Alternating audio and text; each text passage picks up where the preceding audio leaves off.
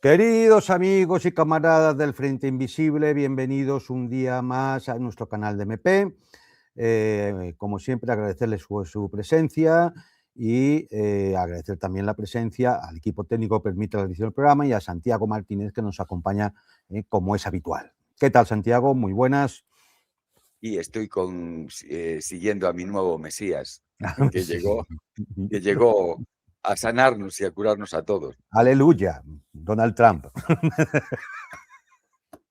En fin, habría mucho que hablar, pero bueno, me imagino que yo creo que es algo que hablamos casi todos, ¿no? Entonces, bueno, pues hoy, Claro, como siempre, solicitarles, rogarles, ya saben los problemas que hay con la censura, la censura de la OTAN y demás sabandijas, toda esa comidilla de cagalindes, zánganos, piojosos, peinabombillas, abrazafarolas, arrastracuernos y bebecharcos que abundan por los medios de comunicación, por las redes y demás, que se dedican a intentar tapar la boca a aquellos que no seguimos el discurso oficial. Entonces, bueno, para ir contra ello es fundamental que ustedes hagan su parte del trabajo, que es suscribirse, comprobar la suscripción a aquellos que lo hubierais hecho, porque nos las borran, darle a la campanita, darle a la manita para arriba y, sobre todo, muy importante, compartir los contenidos con aquellas personas que usted cree que le pueda interesar, aquellos que estén dispuestos a admitir algo que no sea lo que repiten como cacatúas desde toda la cuestión mediática habitualmente, ¿no? Da lo mismo con el tema que sea, ¿eh? Podría ser la pandemia o la crisis climática o el reseteo mundial o la guerra en el Golfo Pérsico, en Ucrania o donde sea. Da lo mismo, ¿eh? Que son los mismos botarates de siempre, son los mismos cantamañanas de siempre, los chiliquicuatres de que por 4 pesetas se venden. Es decir, he dicho peseta porque yo soy un antiguo, ¿no? Siempre me refiero a 4 qué, euros, 4 dólares, da lo mismo. qué 4 riqueza cúpulas. tiene, qué riqueza tiene el idioma español, ¿verdad? Se le puede llamar Asombrosa, decir de muchas asombrosa. maneras. Muy, mucho, mucho. Realmente lo de mamporreros es lo que les vendría bien. Si cualquiera entiende lo que es el mamporrero, lo puede buscar perfectamente en Google, entenderá lo que son todos estos personajillos, ¿no? Es decir, apandaorates, de mucho cuidado. Bueno, hoy lo vamos a dedicar al asesinato social. ¿Por qué? Bueno, pues porque abunda mucho ahora una técnica represiva que podemos denominar así, asesinato social. Esta técnica simplemente porque, como son una panda de cobardes y de miserables, pues claro, no pueden atender al asesinato físico, sino por ellos a muchos nos darían el paseo, es decir, nos Ya. fusilarían, no sé, cualidades, pero como no pueden, la ley no se lo permite, pues entonces utilizan el asesinato social como instrumento, instrumento para atacar a aquellos que no están dispuestos a tragar con ruedas de molino de su discurso, de su relato. Y, y de esto, bueno, hay muchos, los medios de comunicación están llenos de acciones y campañas para el asesinato social, los fact-checkers, pero también instrumentos generalmente al servicio de potencias extranjeras y siempre de las mismas potencias, siempre de las mismas. Por ejemplo, aquí en España podíamos hablar de Acon, el lobby sionista que pulula por nuestro país. También una especie de muerde sartenes, vamos a decirle por ahí, diciendo, y, muy insertados dentro de lo que son los partidos que denominamos de la derecha, aunque no solo, también los hay en partidos presumiblemente de izquierdas, generalmente nacionalistas. Llamarle Claro, izquierdas al pero PSOE bueno, y tal, es que, pero, bueno, pero son muy significativos en partidos de la derecha y de lo que llaman la extrema derecha, ¿no? Es decir, otro ejemplo son, por ejemplo, los rusos libres, esa asociación dirigida por un oligarca, Mikhail Khodorkovsky, un delincuente, un ladrón, que no sabemos todavía, no entendemos muy bien por qué se le dejó salir de Rusia en vez de seguir picando piedras en Siberia, y que es otro de la tribu de Israel, animador del genocidio en Gaza, y por lo tanto, con el alma negra, el corazón podrido y la mente frita. Y esto, bueno, pues aquí mueve también una pequeña asociación de 4 ridículos, se denominan rusos libres, bueno, pues para acabar delatando, identificando agentes del Kremlin, una cosa importantísima. Como digo, es curioso que este tipo de asociaciones, de grupos, siempre están al servicio de alguien de fuera, de una potencia extranjera. Y entonces, hombre, que a mí, en mi país, en nuestro país, en España, nos vengan tipos que trabajan para potencias extranjeras a decirnos lo que podemos o no podemos decir, hombre, ya estaría bien. Es decir, yo no sé si es que piensan que a lo mejor es que disimulamos o algo. No, nos basamos en nuestras libertades, en la libertad de expresión. Yo por eso puedo decir que me defeco en la OTAN todos los días. A ver, ustedes saben los rusos libres. Yo me defeco en la OTAN todos los días. Y meamos mirando a Inglaterra. Exactamente. Me importa un guano los Estados Unidos, la Unión Europea, Ursula von der Leyen, el señor Zelensky y su puta madre. Así ya, es decir, no entendemos, porque como andan todo el día, mira, esa gente del Kremlin, mira, es decir, un grupito lleno de escornacabras, poligoneras, y a ver, por favor, ya está bien, ya está bien, ¿no? Entonces vamos a dedicar un poquito al tema del asesinato social para que cualquiera, cuando vea este tipo de campañas difamatorias, pues sepa más o menos identificar cómo funcionan, ¿no? Cuál es el mecanismo, que funciona, que hace que estas cosas tengan éxito, en muchas Sí, sí, personas sí. tienen éxito. Por un lado, conviene hablar de ello, identificarlo bien, ¿no? El marco teórico, bueno, vamos a ver, el origen del término asesinato social está en Federico Engels, en su obra La situación de la clase obrera en Inglaterra, cuando él sostenía que, como las condiciones económicas impuestas por el sistema capitalista, por ejemplo, el hacinamiento, la falta de higiene, las jornadas laborales excesivas, acababan matando de forma sistemática al trabajador. Claro, era un asesinato, ¿por qué? Porque la sociedad que conocía las consecuencias las admitía de manera estructural, cosa que sigue ocurriendo hoy también. Quizás a lo mejor no sea el hacinamiento, ¿no? o la falta de higiene, pero es el estrés, las jornadas extendidas siguen estando a la orden del día. Entonces, bueno, es decir, y de ahí viene el término asesinato social.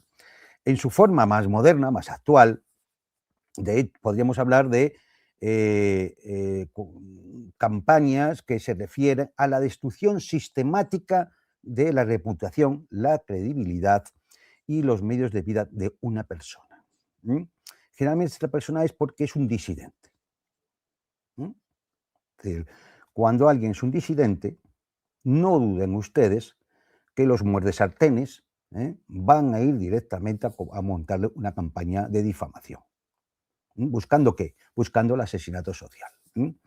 Y esos, bueno, pues son campañas, ya digo, de difamación, son campañas de acoso, porque en última instancia, ni los dos que estamos aquí, ni muchos otros compañeros en otros canales, realmente tenemos poder suficiente como para cambiar las estructuras del sistema. Lo más que podemos hacer es criticarlo o hacerles llegar a ustedes las claves para que intenten identificarlas ustedes. Es decir, ayudarles a reconocer la realidad, la de verdad, no el relato hollywoodiense que nos ponen todos los días a través de los medios, ¿no? La base teórica de estos mecanismos de difamación es lo que se denomina la triada del ataque. Esto viene de un trabajo de un sociólogo, Sheraev, del año 2022, que nos viene a decir que todo intento de asesinato social se basa en 5 pilares. El atacante. El atacante puede ser un partido político, un medio de comunicación o trolls anónimos pagados poligoneros, ¿eh? que se dedican a ello. El objetivo, generalmente alguien que tiene visibilidad, pero no suficiente poder como para poder bloquear el ataque.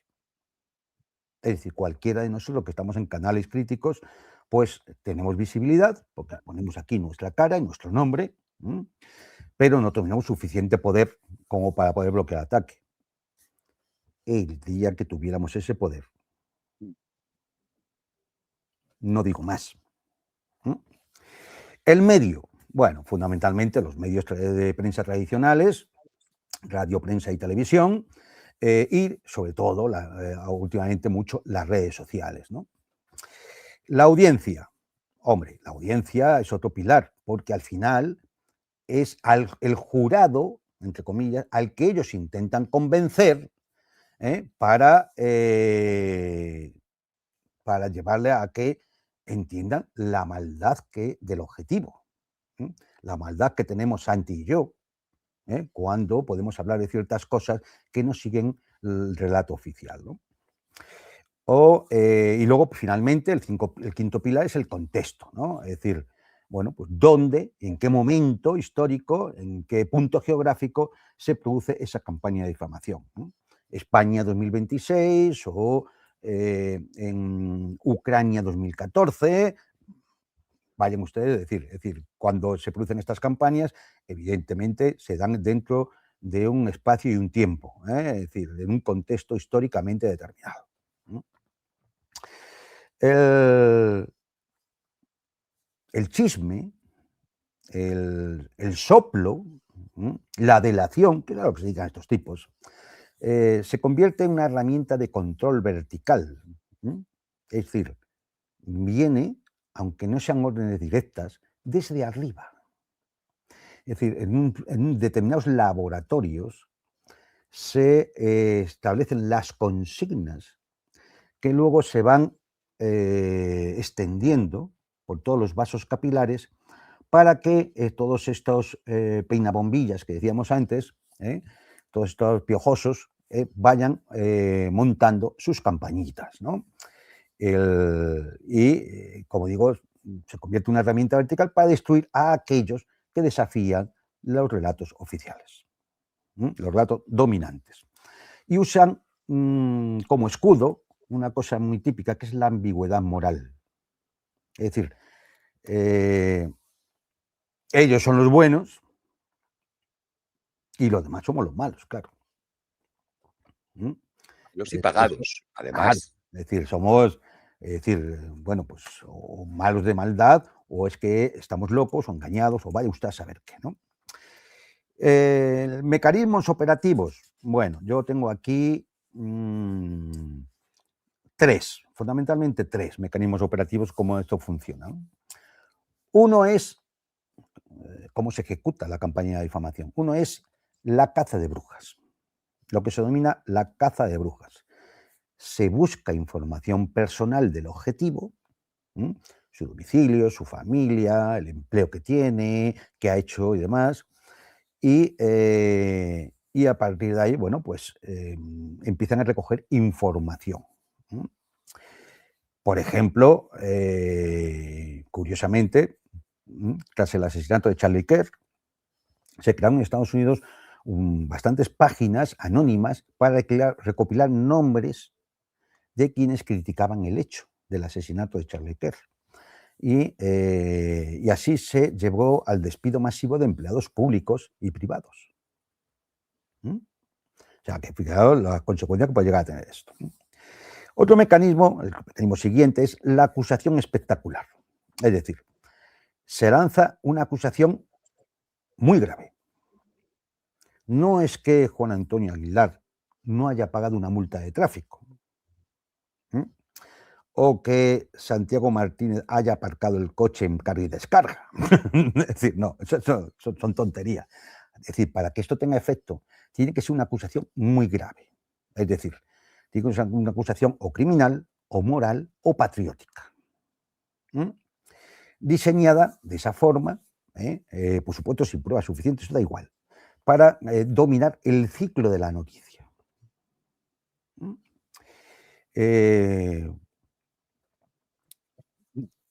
Lo siguiente es la criminalización estética. ¿Qué es esto?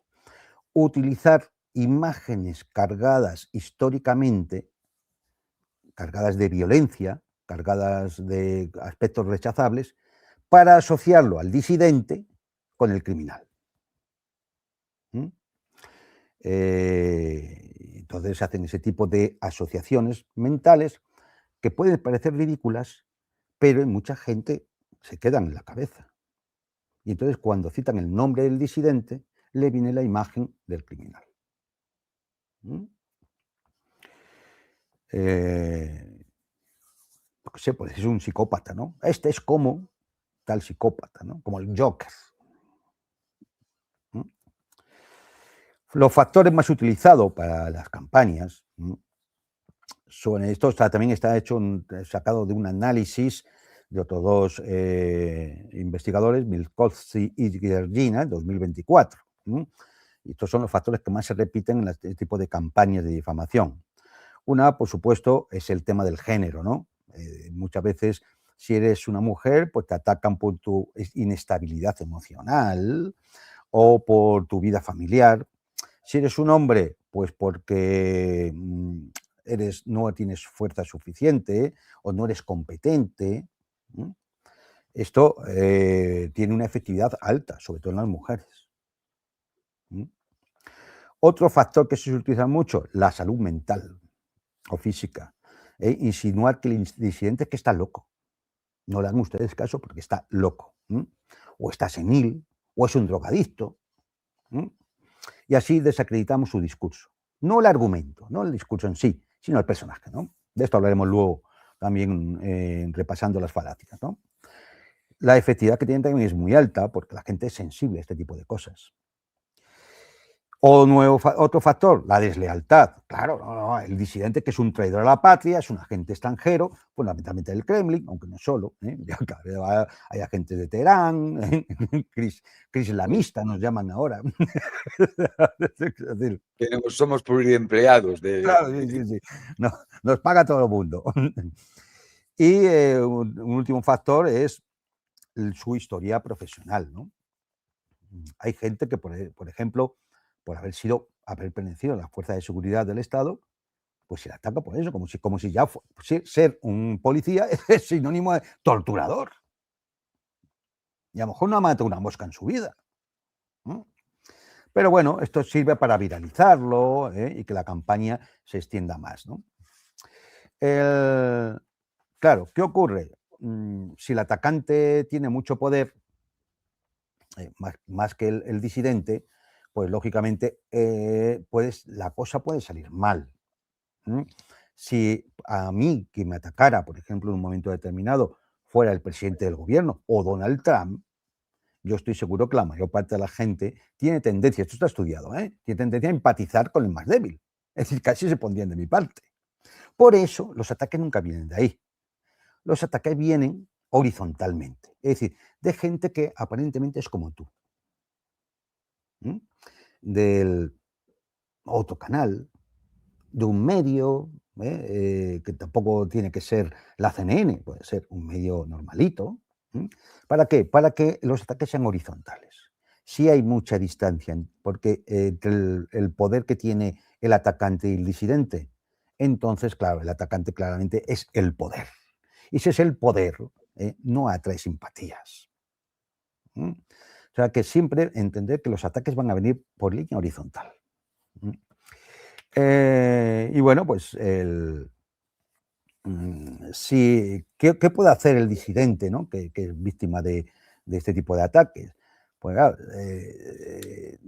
tiene que ajustar su respuesta a la complejidad de dicho ataque. Es decir, no puede ignorarlo del todo, pero tampoco puede sobredimensionarlo porque se entra en el juego y ellos quieren. Claro. Das cancha. Claro, esto es lo mejor que se puede hacer. Sí que es cierta una cosa, y eso tienen que tener en cuenta, cuando estos ataques se producen en medios más de andar por casa, las redes sociales, por ejemplo, y pasan a tener cobertura mediática, entonces la tasa de muerte social se dispara. pues claro, llega a mucha más gente. Generalmente el objetivo siempre es ese.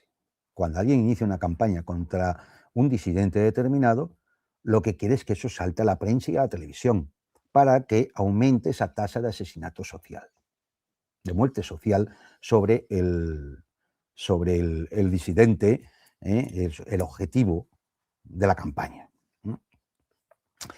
Y así, bueno, pues se llega a lo que hoy conocemos la cultura de la cancelación, ¿no? Pues a intentar que esta persona, pues la echen del trabajo, no la llamen de ningún medio de comunicación, en fin, nadie la vea, le quiten, y en última instancia, si es necesario censurarla, ¿no? O denunciarla para que la censuren en los canales de YouTube, de las plataformas, en las redes sociales, etcétera. Este es el objetivo.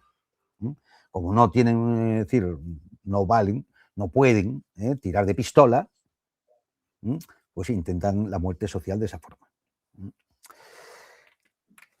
En todo esto hay una serie de factores neurocognitivos. Esto es un tema un poco más complicado. Me voy a limitar un poco a reseñarlo, pero quiero que ustedes sepan que esto existe. Hay toda una serie de factores cognitivos, hay alta evidencia científica muy sólida que demuestra que las campañas de difamación explotan mecanismos neurocognitivos muy específicos. Por eso tienen éxito. Y así pueden maximizar su efectividad. Y aquí de esos mecanismos, pues vamos a, ya digo, voy a intentar resumirlo. Son 4 fundamentalmente, pero no entrar en complicaciones, ¿no? Porque había que tener un poco de idea de neurociencia y demás, y no vamos a meter tampoco con eso. Lo dejaré un poco reseñado y seguramente el que tenga más interés a través de Google y demás puede buscar más información, ¿no?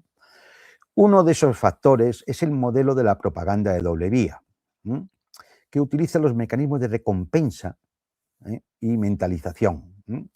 Esto también viene de un estudio pionero de 2024 en Scientific Report, de un tal Cohen y otros autores, que analizan cómo diferentes tipos de narrativas de propaganda activan circuitos cerebrales distintos.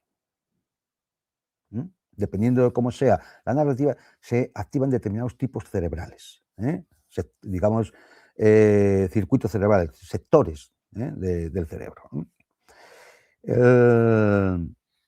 Por ejemplo, hay 2 fundamentales, ¿no? Las narrativas heroicas, en la cual, bueno, pues se trata de exponer la gloria individual o el empoderamiento de una persona, y eso afecta al circuito de recompensa en una zona que se llama estriado ventral del cerebro, y así al difamador, esto se utiliza para que el difamador, el arrastracuernos de turno, se presente como un héroe valiente que expone la verdad. Es decir, yo voy a exponer lo que son estos tipos, lo que es esta persona, qué tipo más valiente. Se ha atrevido a decir lo que nadie se atreve a decir. Y entonces, es decir, entra ese circuito de recompensa, ¿no? Luego están las narrativas sociales, que activan lo que se llama la red de mentalización, que es una parte de la corteza prefrontal del cerebro, ¿vale?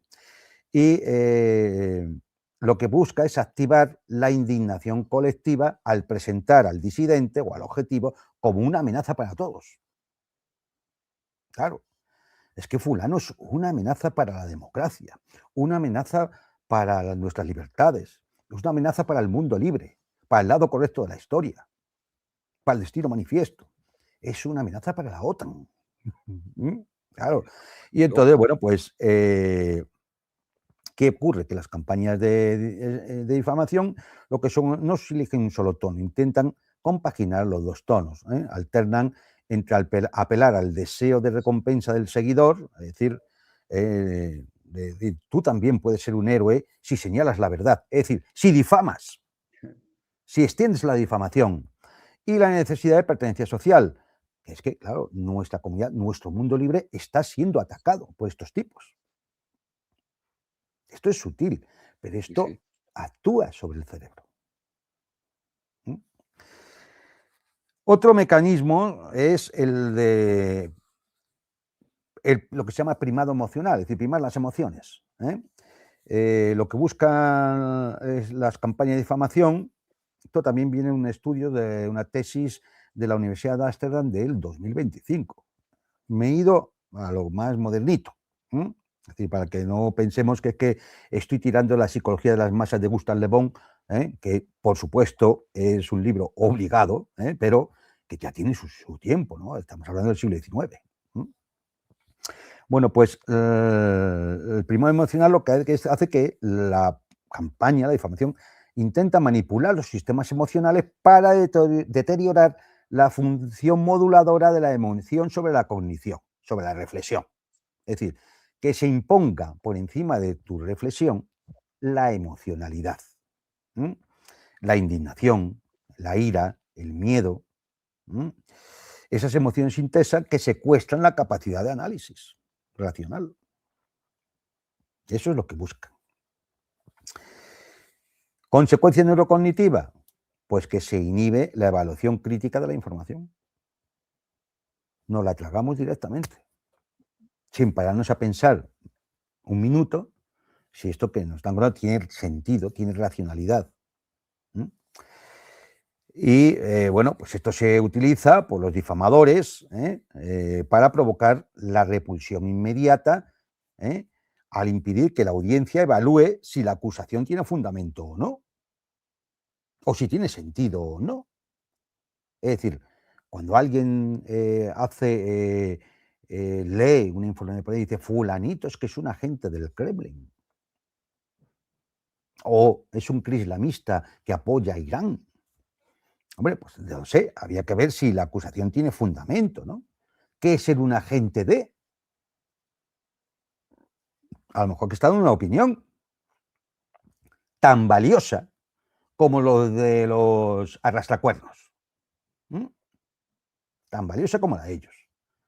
Pero claro, si en vez de ponerse como si fuera una opinión, y reflexionar y decir es una opinión, puede estar de acuerdo o no, se expone como, o sea, se asume o se absorbe emocionalmente, pero para provocar una repulsión inmediata, pues ya no hay posibilidad de análisis crítico. Otro efecto es el de la repetición. La repetición constante, es otro mecanismo, del contenido difamatorio para producir también múltiples efectos neurocognitivos. Y así, bueno, pues la repetición tiene como efecto, como en los mecanismos cerebrales, potenciar a largo plazo el hipocampo. Y así consiguen que la difamación se grabe como una información familiar. Es decir, tanto repetirlo, bueno, pues ya lo consideras normal. No, entonces, fulanito, no, si ese es del Kremlin. Ya, lo escuchas ya tantas veces que ya lo tiene asumido de forma inconsciente en el hipocampo. El aumento de la credibilidad percibida, es decir, si hay fluidez al procesarlo porque se repite muchas veces, pues entonces uno entiende que es más fácil entenderlo, luego es más verdadero. Y entonces se acaba confundiendo familiaridad con veracidad. Que algo se escuche muchas veces no significa que sea veraz. Podríamos poner ejemplos, acordémonos de aquella pandemia del bichito. Se repetía todos los días que había que meterse en casa a las 8 de la tarde, que debía ser cuando el bichito salía a la calle. Antes de las 8 no, a las 8. Ni un minuto más ni un minuto menos. El bicho ya lo tenía aprendido y oye. Otro efecto es la evaluación positiva del contenido. Al repetirlo tantas veces, se crea un condicionamiento, como el perro de Pavlov, implícito. Es decir, acaba habiendo una aceptación automática. Este mecanismo explica por qué las campañas de difamación insisten siempre en el mismo eslogan o en la misma acusación una y otra vez, aunque sea desmentida. Por ejemplo, no, fulanito es un antisemita. Da igual que usted lo desmienta, da igual que prueben que no, siempre repetirán lo mismo, porque lo que se trata es de repetir, no de la veracidad. Se trata de repetir para que el lector, el oyente, el espectador lo asuma de forma automática. Es decir, están manipulando sus mentes.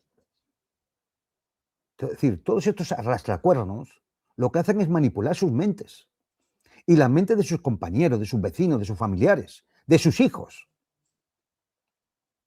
Es decir, son criminales. El aprendizaje basado en recompensa, ¿no?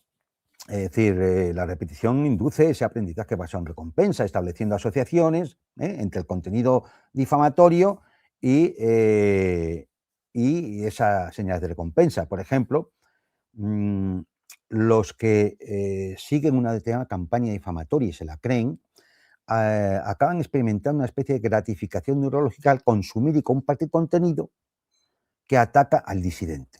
Es decir, una especie de ensañamiento de un grupo, de la manada, contra una persona que simplemente opina de otra forma. Este mecanismo se activa de manera similar como lo haría con otras formas de gratificación. De la misma forma que muchas veces la gente le está dando me gusta a cosas en la red, en Facebook, que ni siquiera las lee. Simplemente viene de fulano, ¡pac!, me gusta. De forma automática. Para tener la gratificación de que vean que él está ahí, ¿no? Y así se crea un ciclo de adicción conductual, en la que mucha gente, de forma inconsciente, participa en la campaña de difamación, sin darse cuenta. Luego están los sesgos cognitivos, el sesgo de confirmación. Los sesgos cognitivos generalmente actúan como desencadenantes. El sesgo de confirmación, que es la tendencia a buscar y creer información que confirma creencias preexistentes. Si a mí toda la vida me han dicho que, bueno, es decir, si criticas a Israel eres un antisemita y eso es malísimo, pues claro, uno acaba tendencia a buscar información que confirma que eso que cree ya. Por eso la difamación se dirige a audiencias que ya desconfían del objetivo. Porque si yo le digo, es un antisemita, ya voy a desconfiar de él. Por una creencia persistente que tengo yo ya, que también me han inducido en otras campañas. El sesgo del encuadre estrecho, es decir, la evolución de la información de forma aislada sin el contexto. Esto es un mecanismo fundamental. Se le dice que a alguien, no, es que fulano votó en tal, o se presentó por tal partido, da igual el que sea, da lo mismo. Bien, es decir, si tú no pones el contexto, solo dices eso, pues lo que haces es presentar una apariencia de culpabilidad, cuando a lo mejor tiene una explicación muy sencilla, porque ocurrió hace X años, en la que a lo mejor pensaba de otra forma, o fue inducido, a lo mejor influenciado por su familia, o cualquier otra circunstancia. No, pero ya lo ponemos, no, fíjate, si votó o se presentó en las elecciones por... Entonces el arrastracuernos lo escribe para eso, para decir, es culpable porque rompió un plato hace 25 años. El anclaje, entonces otro mecanismo, que es depender excesivamente de la primera información recibida. Parece que cuando tú recibes una información, te quedas anclado ahí, y fulano es un corrupto. Te quedas anclado ahí y ya todo lo demás que venga va a ser un juicio ya anclado en una acusación, aunque luego se demostrará falsa. Ya todo el mundo piensa que fulano es un corrupto.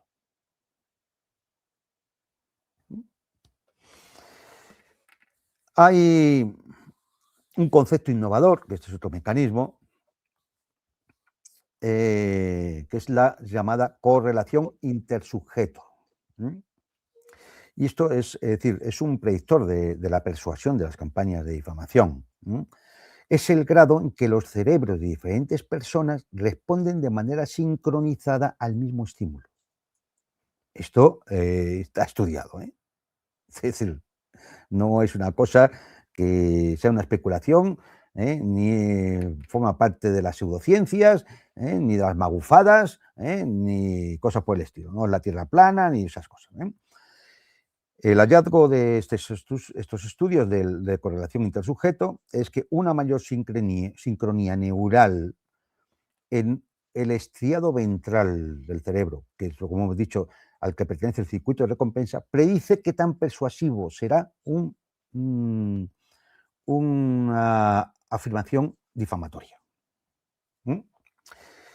Por ejemplo, cuando ves que bueno, esto lo que implica es que las campañas difamatorias más efectivas son aquellas que logran que múltiples cerebros resuenen, es decir, que muchas personas participen de la misma manera en el ataque. De ahí viene que se pongan de acuerdo muchos influencers o muchos periodistas para provocar este fenómeno.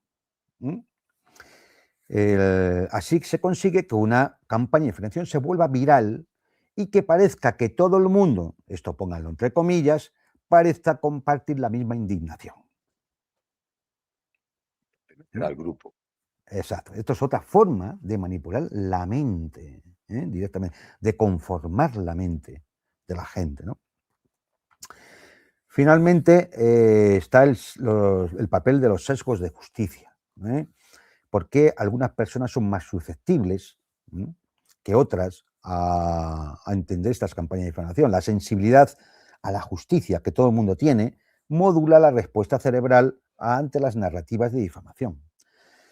Claro, quien tiene mayor sensibilidad a las injusticias, donde uno puede ser víctima, más la menor sensibilidad a injusticia contra otros, pues es cuando tienes mayor tendencia a apoyar este tipo de campañas difamatorias.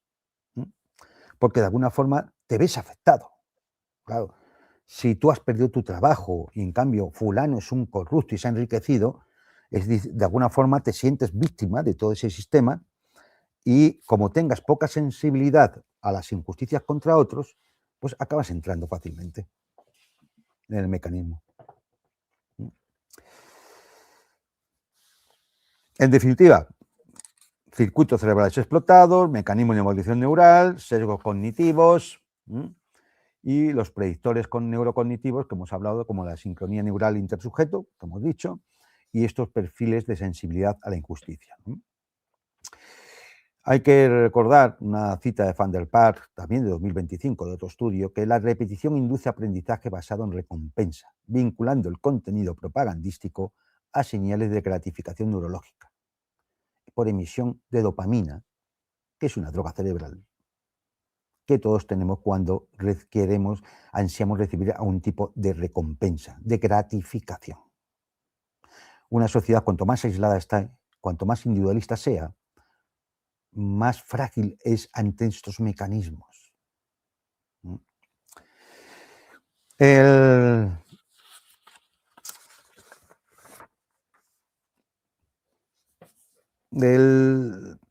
Las campañas de difamación utilizan al final siempre toda una serie de falacias argumentativas para intentar que sus argumentos parezcan razonables. Las más habituales, voy a citar algunas de las más habituales, sin extenderme tampoco mucho, son las siguientes, ¿no? Realmente funcionan como señales de engaño predictivas, ¿no? Es decir, y hay un repertorio gigantesco de falacias, ¿no? Pero sobre todo se utilizan las siguientes. Una, la falacia de apelación a la emoción, que es sustituir los argumentos racionales por estímulos emocionales intensos, ya hemos comentado. El hallazgo clave aquí es que las noticias falsas, las difamaciones y demás, usan un lenguaje emotivo 3 veces más que las informaciones verdaderas. Es decir, si ustedes quieren identificar cuando están en una campaña de difamación, observen que se utiliza mucho más lenguaje emotivo que racional. Eso, cuando la argumentación tiene peso, no hace falta. Si fulano es un corrupto y es fácilmente demostrable, no hace falta, es un corrupto, es un sinvergüenza, va de putillas y estas cosas. No hace falta. Basta presentar los argumentos, los datos y ya está. Cuando empiecen a ver insultos, descalificaciones, cuestiones emotivas, apelar al sufrimiento de una época, ¿verdad? Ya estamos en la falacia de la apelación a la emoción. Generalmente los textos difamatorios y los ataques difamatorios generalmente siempre tienen una orientación mayoritariamente negativa. Es decir, no van a exponer nada bueno de nadie ni de nada. Va a ser el ataque para exponer lo malo, lo pernicioso. No pagó la multa de tráfico, no se vacunó. Acuérdense, éramos asesinos, bebelejías. Contra todos. Lo haces contra todos. Claro, claro. El efecto es que una sola frase marcadamente negativa puede condicionar toda la percepción de la otra persona, del oyente, del espectador, del lector. Ya ahí viene esa frase, por ejemplo, de ¿cómo puedes defender a esta persona? Mira lo que hizo. Claro, ¿y qué es lo que hizo? Sería la pregunta, ¿no? La falacia de la falsa dicotomía, que es reducir toda la complejidad, a lo mejor de una persona, de un grupo, de una comunidad, de un partido, de quien sea, reducirlo todo a 2 premisas irreconciliables, eliminando todos los matices y cualquier contexto. Es decir, vamos al bueno o malo, maniqueísmo se llama esto. Es decir, no, claro, es que entre estos y nosotros no hay nada, no hay matices, no hay nada es decir, somos mundos distintos. Eso que se puede dar en las contradicciones antagónicas no tiene que ver con las relaciones humanas. Una persona, por muy antagónica que sea en determinadas cuestiones con otra, es decir, hay que ver, va a tener siempre matices y va a ver el contexto. Si no, no se entenderá nada del comportamiento de esa persona, o de ese grupo, o de ese partido, o de esa asociación. Siempre se presenta al adversario como encarnación del mal absoluto. El mal absoluto. No es que tenga una opinión muy radical, o no la entiendo bien, o va por una dirección que a mí no me gusta. No. El difamado, el pobre objetivo, es el mal absoluto. Es el que pone en peligro el mundo libre. Claro, nos ataca a todos. Va a hundir la democracia. Él solo va a hundir la democracia. Siempre se posiciona, el difamador siempre se posiciona en el lado del bien. Él es el bien absoluto. Esto es lo que antes hemos llamado supremacismo moral. Yo soy el bien y tú eres el malo. El bueno y tú el malo. ¿Quién lo ha determinado? El bueno. Claro, él a sí mismo se nombra bien. Vamos, es modelo Donald Trump. Él lo hace todo bien, todo es increíble, todo es maravilloso. Ya está. Bueno, pues eso mismo, a nivel más pequeñito, es lo que hacen los arrastracuernos con sus campañas de difamación, eliminando así cualquier término medio o comprensión del contexto en el cual se produce la circunstancia, ¿no? La falacia de la acusación de culpa, ¿no? Aquí el fundamento teórico es vincular al disidente, al objetivo, con grupos, ideas o individuos ya se desacreditados socialmente, para así asociarlo. Por ejemplo, fulano es un nazi. un comunista. Claro. Y entonces, claro, uno ya, como ya tiene metido, ya tiene construido un esquema en su cabeza, asocia a fulano a ese esquema, Y ya está. ya está. Listo. ¿Para qué vamos a saber más? Si el bien absoluto me está diciendo que este fulano es esto y yo lo tengo en mi cabeza, es el mal absoluto. El mecanismo es automático. La falacia de apelación al miedo, esta es otra, ¿no? Que explota el modelo de probabilidad de elaboración que postula dos rutas de persuasión que explico. Una, la central, es decir, el procesamiento racional, reflexivo, lento. Esta hay que evitarla porque requiere un esfuerzo cognitivo de reflexión, de pensamiento, ¿no? ¿Cuál se utiliza? Pues la periférica, es decir, construcciones simples, emociones inmediatas, que de alguna forma induzcan una reacción rápida y acrítica. Así, el mensaje difamatorio lo que hace es activar el miedo, la indignación que impida cualquier análisis detallado de la información que te están dando. Porque claro, ponerte a pensar o a buscar o a plantearte otra cosa, pues eso requiere un esfuerzo cognitivo. Mientras que lo otro es, qué escándalo, aquí se fuma, ¿no? Por cierto, que es lo que voy a hacer yo. Aquí se fuma, ¿no? Pues ya tenemos con qué atacarte. Eres un fumador. Que Es nos un fumador, intoxica a todos. efectivamente, claro, claro. Luego tenemos la falacia de sobregeneralización. Esta también es curiosa. El mecanismo lingüístico es el uso de cuantificadores universales. Por ejemplo, utilizar las palabras siempre, nunca, todos, ninguno, de tal manera que se reduce toda la complejidad que puede tener una persona, un grupo, una idea, lo que se reduce a un único factor. Claro, esta gente siempre actúan como agentes del Kremlin. Siempre. Aunque hablemos del programa Artemis para ir a la Luna, da lo mismo. Utilizan ese tipo de palabras para eso, sobregeneralizar. Todos estos que pululan por los canales, que son críticos, todos son islamistas.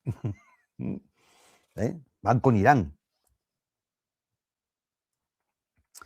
La falacia ad hominem, esta es muy típica, ¿no? Es decir, yo creo que ya muchas veces hemos hablado de ella y la hemos comentado muchas veces, que es que en el contexto del asesinato social lo que se busca no es atacar los argumentos, sino atacar a la persona.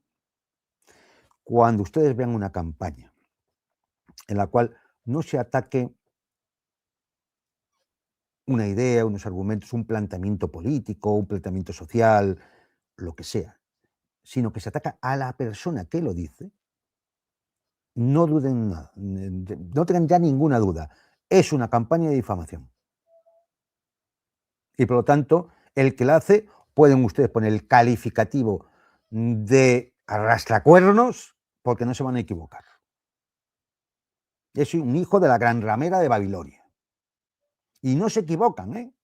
No se preocupen que no se equivocan. Porque no es un error argumentativo, sino es una estrategia central. Tiene variantes, ¿no? Por ejemplo, la abusiva, ¿no? Pues utilizar insultos directos o etiquetas descalificadoras, muy típico. Luego tiene la variante circunstancial, señalar contradicciones, ¿no? Es decir, no, pues fulano, fíjate, está contra el imperialismo norteamericano, pero lleva un coche Ford.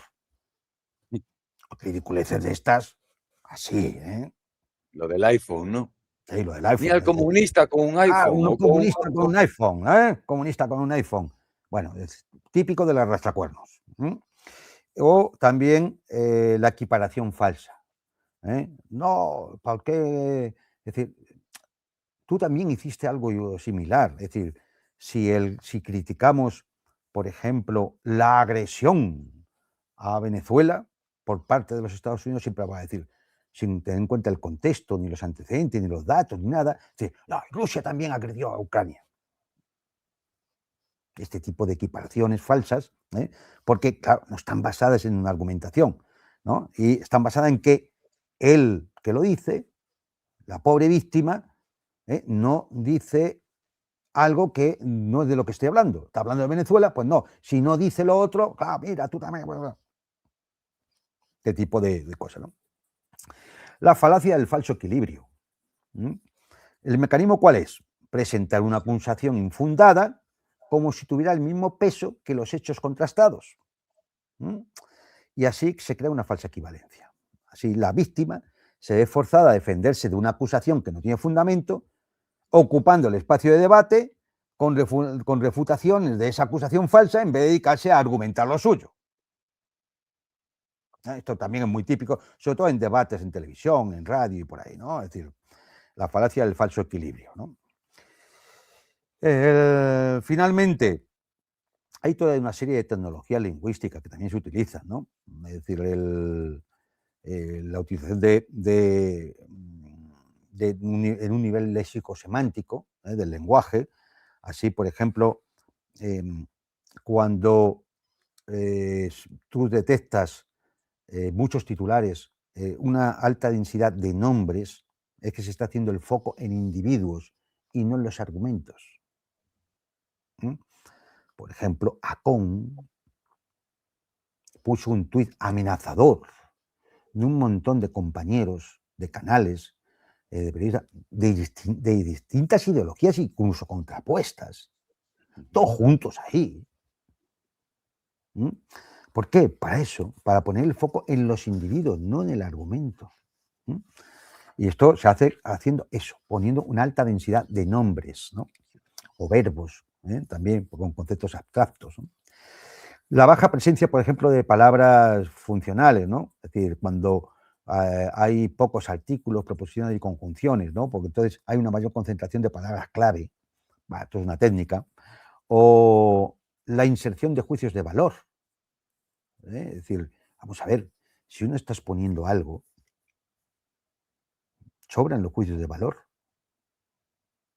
Es decir, el infame presidente de... No, el presidente de... Será infame o no infame, luego si quieres puedes dar tu opinión. Que yo considero que el presidente tal es un infame por esto. ¿Cuántas veces lo hemos llamado genocida a Netanyahu? Lo es.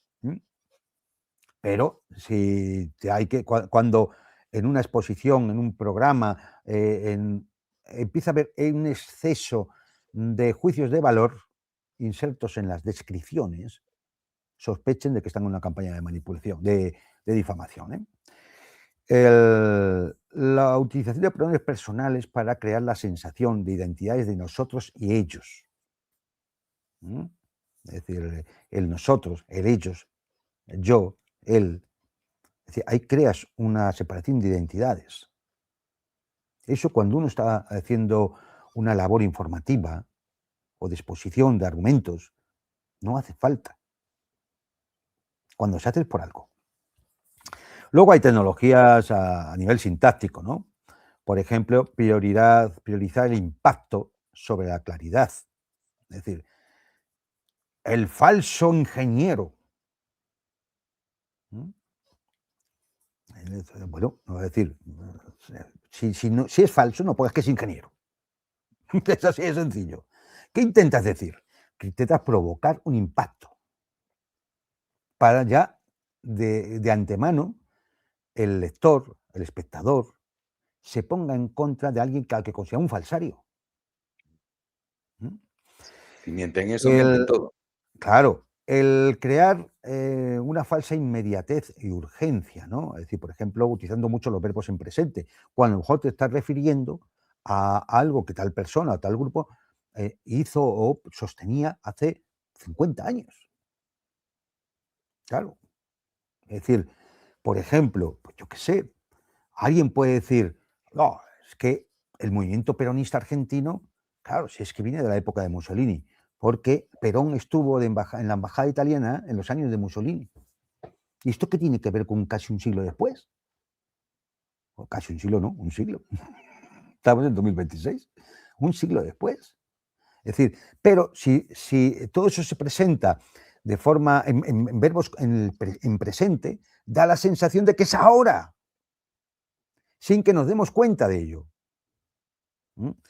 Otra técnica, la utilización de verbos persuasivos, ¿no? Que induzcan a una acción sin justificar, ¿no? Es decir, bueno, pues dejar caer, habría que pensar en que esta gente, denunciar a esta gente, de que no se les dejará hablar, de denunciarles en la plataforma. Cuando alguien expone algo, no hace falta que vaya de chotas, de soplón, de delator, ni de chivato. Porque si va de eso, es una campaña de información de un arrastracuernos. A nivel pragmático discursivo, hombre, pues cuando se utilizan muchas interjecciones, comillas y cosas así para dar una falsificación, es una falsificación de la autenticidad de la conversación o de la información. O la ambigüedad, ¿no? Evitar compromisos con afirmaciones verificables, ¿no? Es decir, tal vez se dice que fuentes anónimas, un funcionario anónimo nos ha dicho, un medio policial nos confirmó que todo este tipo de técnicas de ambigüedad están dirigidas a reforzar la campaña de difamación. Al final, si uno se da cuenta, no dice nada. Porque un funcionario anónimo no se puede contrastar, una información que no se puede contrastar es una magufada. Yo también puedo decir que anoche los marcianos me dijeron que fulanito de tal es un corrupto. ¿Quién va a poder contrastar si los marcianos me han dicho o no me han dicho? Es una caricatura lo que estoy diciendo. Aplíquenlo en vez de a los marcianos a un alto funcionario, a un miembro de los servicios de seguridad. Eso de, como dice aquí un espectador, los expertos dicen que, ¿qué expertos? Nombre y apellido, por favor. Que podamos llamarles o buscarles y decirles, ¿tú has dicho esto? No. Mente. Los actos de habla indirecto, ¿no? Que es acusar sin asumir ninguna responsabilidad, haciendo preguntas retóricas o insinuaciones.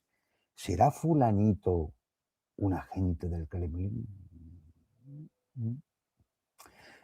Es que va mucho a Rusia. Yo, por ejemplo. Como si a mí me importara mucho que me dijeran si soy agente del Kremlin. Y si lo fuera, ¿qué? Habrá arrastracuernos. Si lo soy, ¿qué? Si es un imbécil y un mierda y no sabe hacer otra cosa, hombre. Es un fracasado. Si tienes que ir ahí acusando a la gente, no. Ustedes se dan cuenta de lo ridículo que es. Habría otra cosa más baja moralmente que el chivatillo. El acusica. Lo que todos despreciábamos en el colegio. Pero bueno, así es, ¿no?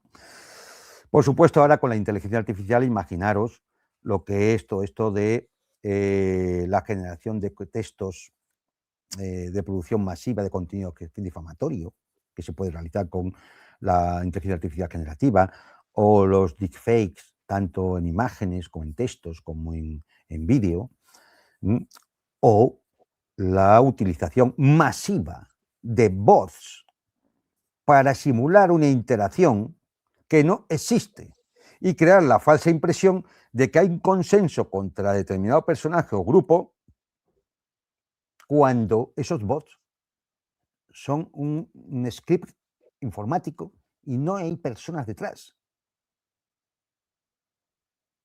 Y esto se utiliza y la gente cae. Si lo dicen todos, si lo dicen todos, Juan, claro, la gente se lo será por cree algo. sin darse cuenta de que la inmensa mayoría de todas esas cuentas no existen, están fabricadas. No hay nadie detrás. Para ver si hay alguien detrás tenías que ir allí, ver si tienen amigos, seguidores, no sé qué, ver si hay interacción con otros y puedes decir, pues igual es una persona. Pero cuando dices, no, esto, qué casualidad, esta cuenta se abrió hace 48 horas, no tiene amigos, no tiene seguidores, no ha publicado nada, hombre, vamos a ver. Solo ¿Qué responde. es? Un bot. No existe. Es decir, puede haber 30.000 comentarios, de los cuales 26.000 no existen, pero ayudan a amplificar la campaña de difamación. En fin, me quedaría por comentar, pero ya no lo vamos a hacer hoy, simplemente lo voy a dejar reseñado, el papel de la mentira, la falsificación y las mediaverdades en las campañas de difamación, ¿no? La mentira, pues eso, la afirmación falsa presentada como verdad, ¿no? Hace un daño, pero es fácilmente detectable y se puede responder. Porque, como dice el refrán, la mentira tiene las patas cortas, ¿no? Aún así la utilizan mucho, mienten descaradamente. Pero bueno, se arriesgan siempre a que sean descubiertos o, lo que es peor, a que crucen la línea del Código Penal y acaben en unos juzgados, con una demanda. Entonces, es más eso. La falsificación, que es la creación artificial de evidencias, entre comillas, hombre, pues puede tener una mayor credibilidad. Aquí se falsifican o se sacan de contexto cosas, es decir, y se utilizan, pero bueno, eso también tiene problemas, ¿no? Porque, claro, si te pillan, pues con una falsificación, pues el que quedas muy mal eres tú, arrastracuernos. En cambio, la media verdad, que es una verdad parcial presentada como verdad total, es muy fastidiosa, porque la media verdad, claro, lo que dice no es que sea mentira, pero está fuera de contexto o está incompleta. Es como cuando se saca de un párrafo de un autor determinada frase para que parezca que dice lo que no dice. Pero esto se utiliza muchísimo, ¿no? Es decir, pero bueno, ya con esto no me quiero alargar, es decir, ya llevamos una hora y yo creo que hemos dado ya bastantes herramientas, ¿no? Para de alguna forma identificar cuando estamos ante una campaña de difamación que cumple 6 etapas siempre, es decir, como metodología. La primera es, bueno, manufactura el escándalo, ¿no? Es decir, se fabrica. Después se generan, bueno, pues las imágenes, sean reales o media verdad o mentira, las imágenes que uno quiere, sean imágenes textuales o de vídeo, lo que uno quiere transmitir para la campaña, ¿no? Luego se hace, bueno, pues una narrativa a través de medios aparentemente independientes, todos de periodismo muy serio, para sembrar la difamación, que va a ser amplificada a través de redes de cuentas coordinadas, bots o influencers pagados. Finalmente, el punto en la fase 5, la etapa 5, se normaliza, es decir, medios legítimos recogen la información, ya sea para ganar clics o por presión política o de cualquier otro tipo, o presión económica, porque les pagan. Y finalmente, la mentira ya que se perpetúa. ¿Por qué? Porque queda incrustada en los resultados de búsqueda de los buscadores de Internet, en la respuesta de la inteligencia artificial y en el registro permanente de Internet. Y ahí te queda para siempre. Con lo cual la campaña de información se hace perpetua. Hay un derecho al olvido que para que poder ejercerlo en las redes sociales y en Internet te cuesta dinero. Y no poco. Y no poco. Simplemente si has sido víctima de una campaña de difamación de los arrastracuernos. En fin, yo por despedir ya el tema, recordar aquello que la libre expresión se prueba en los tiempos difíciles, no en los fáciles. Ahí es cuando se ve el valor que tiene la libre expresión. En los tiempos en los que hay censura, en los que hay persecución, en los que hay represión y en los que tienes que aguantar a esa pandilla de cagalindes, zánganos, piojosos, abrazafarolas, arrastracuernos, bebecharcos y demás fauna. Y con esto, bueno, pues si a ustedes les queda alguna idea de cómo identificar estas campañitas, nos podemos dar por contentos. Me gustaría Hola, contar una historia mía, Mm, que bueno, ¿qué te voy a explicar a ti, no? Que si, vamos, si a mí me han atacado, ¿qué te voy a decir a ti, no?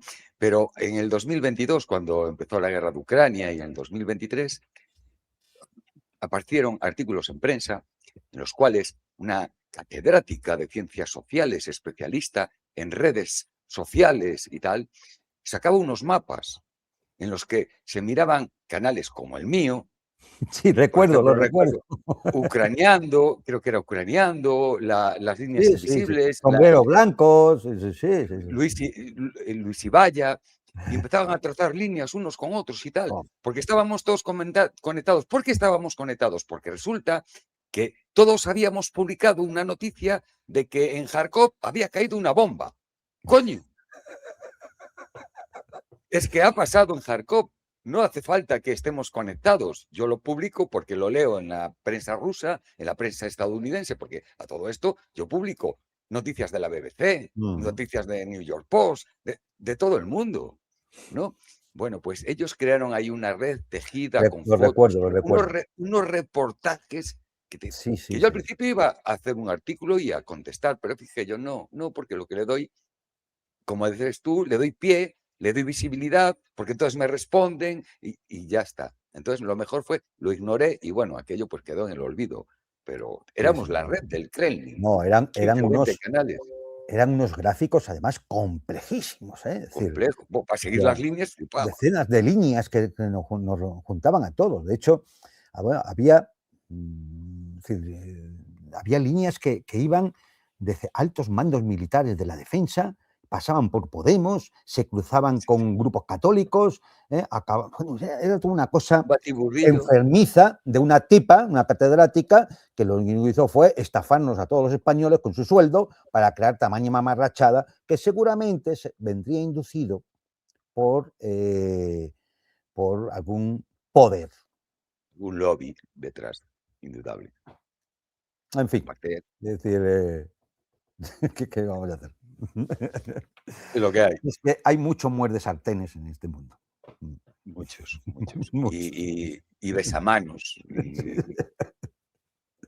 En Es una fin, vergüenza.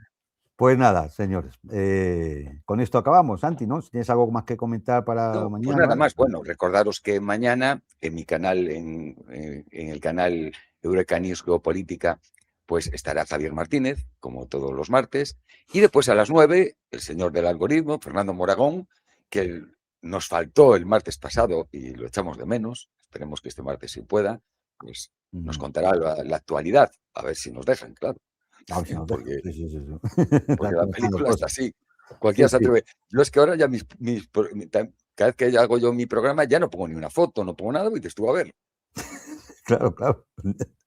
¿qué vas a hacer, no? Al final No, tengo que no, poner aquí la cara fea no, esta y no poner otra cosa y punto, ¿no? no, no, porque les vale cualquier excusa, ya sabes. Claro, claro. Les vale cualquier excusa.